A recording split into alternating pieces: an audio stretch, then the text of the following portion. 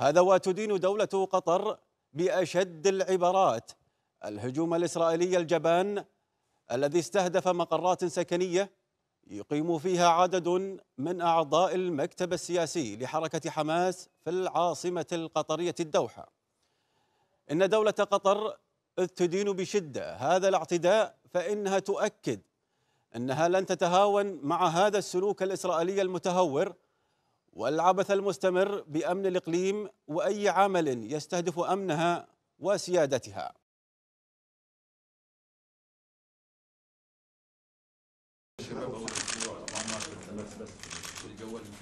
سلموا عليه وقولوا له دكتور خليل. انا بتجننونا تعون الاعلام بعمل صامت. يلا في غير الساعه الواحد 10 مرات يقول والله انا عارف محمود صابر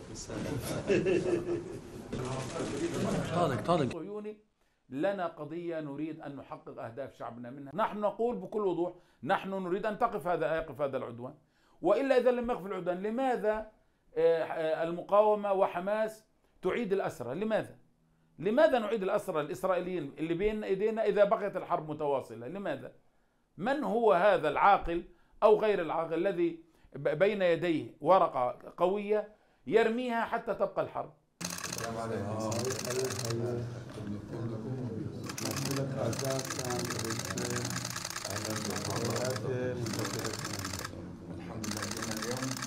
ذكرى الانتصار ونحن وإياكم منتصرين.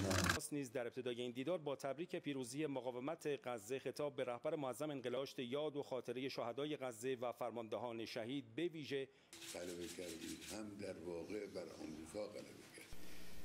We are just learning about the Israeli attacks in Qatar, a country that has been playing a very positive role to achieve a ceasefire and release of all hostages. I condemn this flagrant violation of the sovereignty and territorial integrity of Qatar. All parties must work towards achieving a permanent ceasefire, not destroying it.